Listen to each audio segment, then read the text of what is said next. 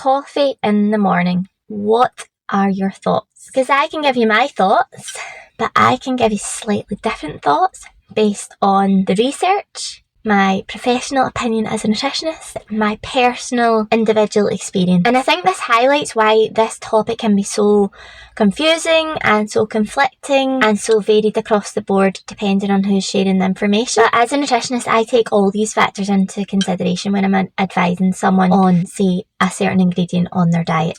So yes, I am opting for a green tea this morning instead of a coffee. But that's not to say I never have a coffee. I do enjoy the odd coffee, but kind of in the right settings, and I'm always aware of it, which I think is a really important point. Not just drinking aimlessly, and considering how it's affecting you. So as promised, let's address those three areas. First of all, the research. So there's lots of talk about cortisol. Now, just in general, I think we need to be careful with nutrition research. It's a really tricky area. There's lots of confounding factors, and you really need to be able to dive into that a bit better or trust someone who can, because you could easily run away with a headline or the type of research that's been done, for example. So, trust your source. So in the research, does coffee raise cortisol? There's some smaller studies out there, but as I said, we need to be careful with some of those. So I found a big, really large scale meta-analysis taking the results from up to 20 or 30 smaller studies. So I looked at those results, and it does seem that coffee does indeed raise cortisol. The effects of different drinks on raising cortisol, and coffee was by far had the greatest effect. Then your kind of high caffeine energy drinks, and then your teas, including black teas, green teas, because these do contain caffeine.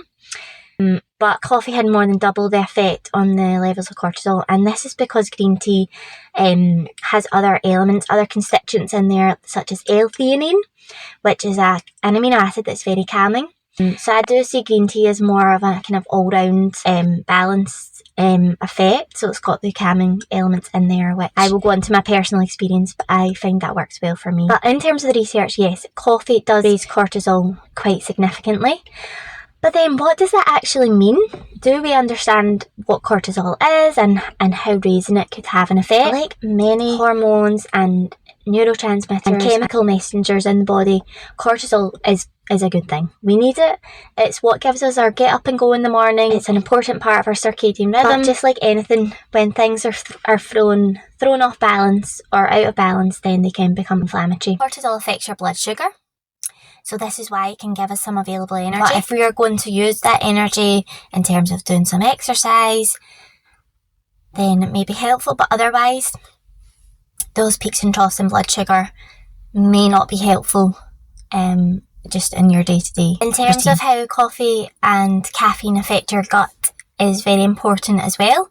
I think in a lot of the topics online we're talking about anxiety or how it affects our mood, but the gut is very important as well. And there is research to suggest the caffeine possibly through cortisol and other means as well, kind of stimulates your digestion in terms of increasing gastric acid, which I don't think that part is particularly bad. I am all for increasing gastric acid, but it might just be too harsh a response. So it also stimulates your motility, again, too much. So you might notice that you're going to the toilet more frequently or have that urgency, and that is when it can become problematic, because that's suggesting that it's tapping into your fight or flight mode, that kind of stress response. So cortisol is traditionally our stress hormone, but when you get those quite acute effects, and again, it is complicated because acute effects of cortisol or stress aren't necessarily bad on the odd time, and the research suggests that we do respond well to that. An episode of stress before public speaking, for example, is very beneficial because your body responds well to that afterwards, and also the recovery from that state is very helpful. But what happens is when this habit becomes chronic, that's when things can get complicated and unhelpful. So we don't want to be running to the loo continually, speeding up your digestion too much continually, because that can affect nutrient absorption, and we need to consider the effects on the gut. depending on how often we're doing it, or maybe as an individual you don't have those gut effects, so you'll know yourself if it's obvious. Even then, people respond differently to high cortisol, and this is all down to genetics, individual factors, the other elements of your diet and lifestyle. So this is why it can be helpful to look at the whole picture.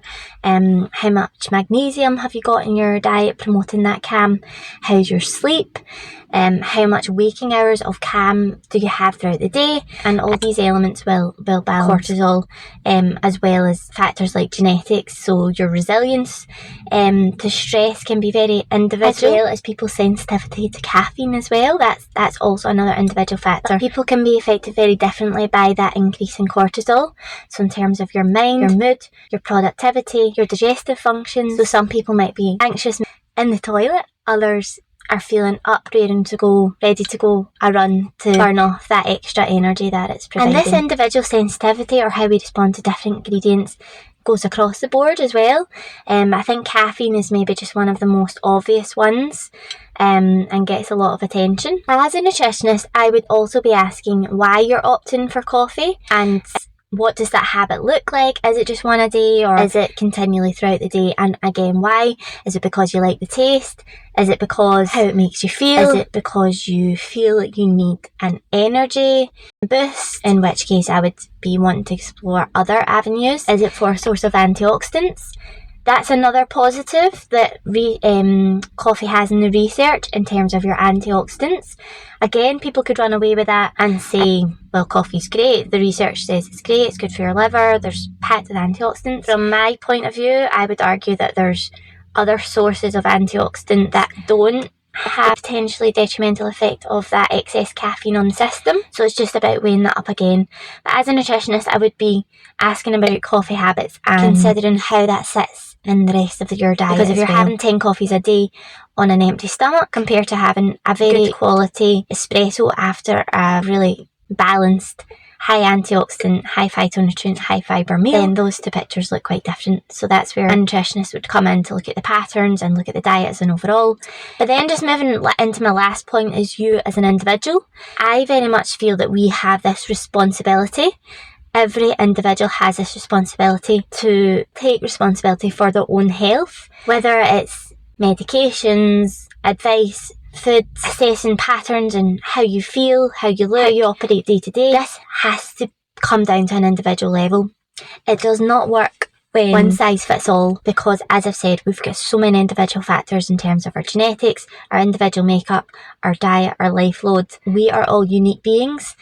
So for me, I do think I'm quite sensitive to caffeine, and coffee for me can often be too much, especially in certain situations, depending on how I've eaten, depending on how my day's looking, depending how stressed I am. So I very much tune into that and try to detect those patterns and try and understand when I can't have caffeine, rather than just aimlessly having it and then thinking about the consequences later, or not even really noticing them. So I do think it's really important to listen to your body, try and detect those patterns, or find a nutritionist who can help you do that. So yeah, morning thoughts. Whether you're having a coffee, a green tea, hopefully the sun is shining with you as well. Yeah, enjoy your day.